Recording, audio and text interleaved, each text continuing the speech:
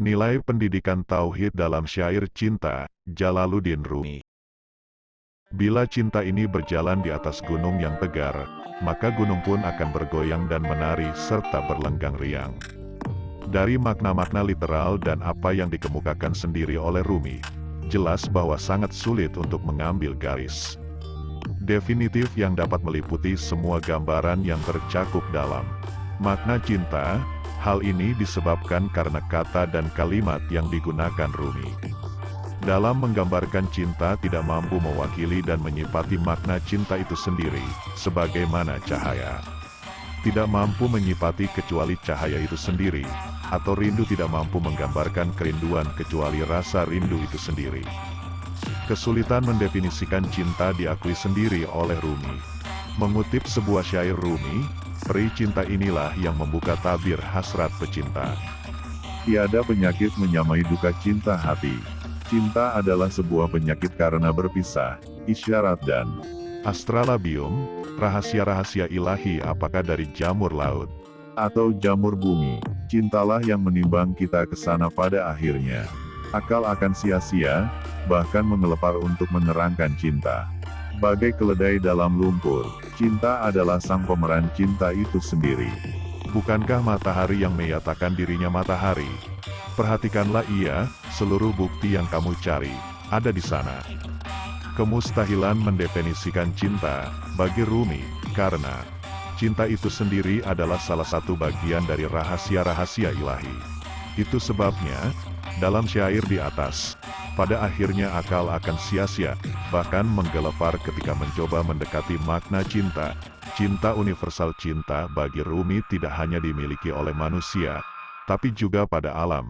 Cinta alam pada Tuhan disebut cinta semesta. Cinta Tuhan sebagai wujud menampakkan kecantikan Tuhan kepada alam, yang pada saat itu, masih berupa realitas potensial.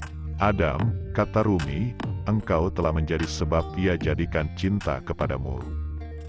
Bila cinta ini berjalan di atas gunung yang tegar, maka gunung pun akan bergoyang dan menari serta berlenggang riang. Dari makna-makna literal dan apa yang dikemukakan sendiri oleh Rumi, jelas bahwa sangat sulit untuk mengambil garis definitif yang dapat meliputi semua gambaran yang tercakup dalam makna cinta. Hal ini disebabkan karena kata dan kalimat yang digunakan Rumi dalam menggambarkan cinta tidak mampu mewakili dan menyipati makna cinta itu sendiri, sebagaimana cahaya tidak mampu menyipati kecuali cahaya itu sendiri, atau rindu tidak mampu menggambarkan kerinduan kecuali rasa rindu itu sendiri. Kesulitan mendefinisikan cinta diakui sendiri oleh Rumi. Mengutip sebuah syair Rumi, peri cinta inilah yang membuka tabir hasrat pecinta. Tiada penyakit menyamai duka cinta hati. Cinta adalah sebuah penyakit karena berpisah, isyarat dan astralabium, rahasia-rahasia ilahi apakah dari jamur laut atau jamur bumi. Cintalah yang menimbang kita ke sana pada akhirnya. Akal akan sia-sia, bahkan mengelepar untuk menerangkan cinta. Bagai keledai dalam lumpur, cinta adalah sang pemeran cinta itu sendiri. Bukankah matahari yang menyatakan dirinya matahari? Perhatikanlah ia, seluruh bukti yang kamu cari, ada di sana. Kemustahilan mendefinisikan cinta, bagi Rumi, karena cinta itu sendiri adalah salah satu bagian dari rahasia-rahasia ilahi. Itu sebabnya, dalam syair di atas, pada akhirnya akal akan sia-sia. Bahkan menggelepar ketika mencoba mendekati makna cinta. Cinta universal. Cinta bagi Rumi tidak hanya dimiliki oleh manusia, tapi juga pada alam. Cinta alam pada Tuhan disebut cinta semesta. Cinta Tuhan sebagai wujud menampakkan kecantikan Tuhan kepada alam, yang pada saat itu masih berupa realitas potensial Adam. Kata Rumi, engkau telah menjadi sebab ia jadikan cinta kepadamu.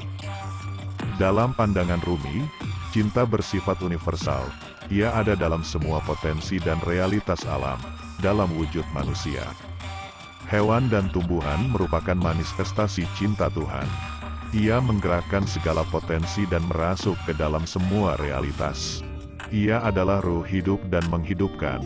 Ia adalah kekuatan yang mampu Merubah dari yang tidak mungkin menjadi mungkin, dari yang mati menjadi hidup, dari yang terpendam menjadi bercahaya. Inilah makna lirik Rumi. Cinta adalah suatu keyakinan yang tidak akan pernah mati dan senantiasa melimpahkan kepada setiap yang ada. Dari sudut pandang inilah mengapa Rumi mengatakan bahwa cinta bukan untuk selain Tuhan, sebab selain Dia, makhluk tidak pantas untuk mendapatkan cinta. Makhluk justru dalam posisi yang mencintai, sedangkan Tuhan hanya pantas untuk dicintai. Inilah makna cinta kata Rumi. Untuk siapa cinta itu? Sungguh cinta itu kekal, harus diberikan kepada yang kekal pula. Ia tidak pantas diberikan kepada yang ditakdirkan menjadi fana dan binasa. Dalam kaitan ini, Rumi sengaja menunjuk pada kisah Nabi Ibrahim alaihissalam. Kisah Nabi Ibrahim yang dimaksud adalah ketika Nabi Ibrahim, gelisah dan ragu dalam proses pencarian Tuhan. Ia Melihat bintang, bulan, dan matahari dan menganggap semua itu adalah Tuhan, tetapi ketika menghilang, ia mengatakan, Tuhan tidak mungkin bisa menghilang atau tenggelam. Cinta sebagai jalan pembebasan menuju tauhid murni. Suatu ketika Rumi ditanya oleh gurunya Syamsuddin Tabriz, apakah kesembuhan berarti bagi para penderita sakit cinta? Tidak, kata Rumi. Mereka justru merindukan sakitnya bertambah, dan hasrat agar sakitnya itu berlipat ganda. Cinta adalah penyakit, tapi ia dapat membebaskan penderitaan dari segala penyakit lain, apabila penyakit ruhania pendidikan tauhid. Bahkan nyawanya adalah kesehatan yang semua orang ingin membelinya. Rumi memandang cinta sebagai jalan satu-satunya untuk dapat menghilangkan berbagai penyakit jiwa.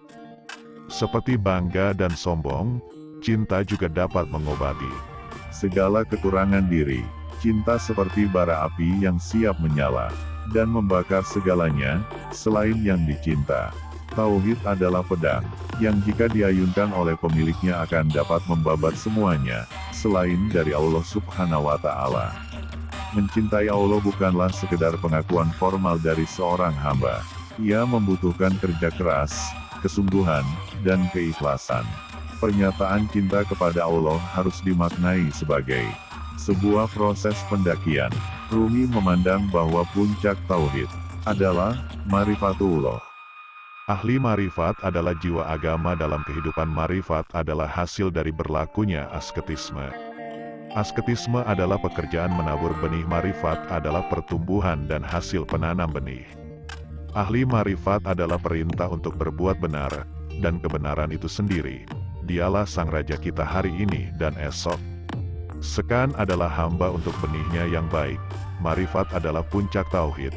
Marifat berarti ketersingkapan tirai atau dinding pemisah yang mengantarai seorang hamba dengan haliknya.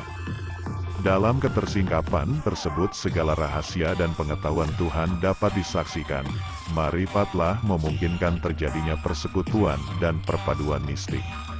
Ketika mengomentari syair-syair cinta Rumi yang berkaitan dengan marifat, Kertanegara, 1996, mengungkapkan, ketika terjadi puncak ekstase cinta terjadilah suatu perpaduan jiwa yang menggambarkan persatuan mistik, di mana sintesa pecinta dan yang dicintai teratasi oleh perubahan bentuk mereka ke dalam esensi. Cinta universal agaknya sebutan lain dari marifat itu sendiri. Rumi bercerita tentang kondisi ketika ekstase cinta itu terjadi. Bahagia pada saat itu, ketika ia duduk bersanding di pelataran istana. Kau dan aku dalam dua bentuk, dalam dua tubuh, tapi satu jiwa kau dan aku. Kau dan aku yang tak lagi saling menyendiri, kau hanyut dalam ekstase tiada bandingnya lagi. Di suatu tempat di mana kita bergerak mesra kau dan aku.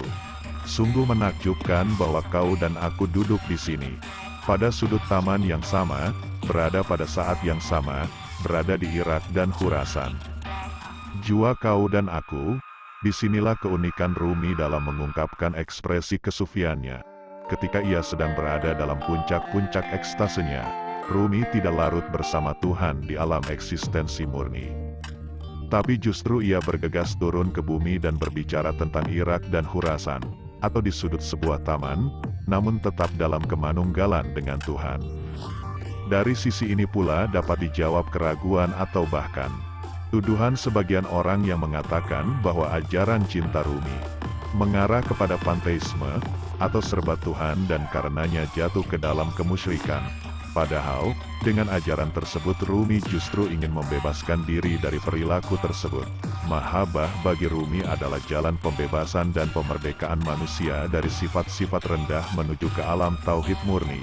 Manusia, bahkan alam semesta diangkat derajatnya menuju alam maha tinggi dengan jalan meleburkan dan menyatukan dengan Tuhan. Proses penyatuan ini tentu saja tidak dapat dijelaskan dengan logika materialistik, akan tetapi harus dijelaskan dalam ranah filosofis mistis.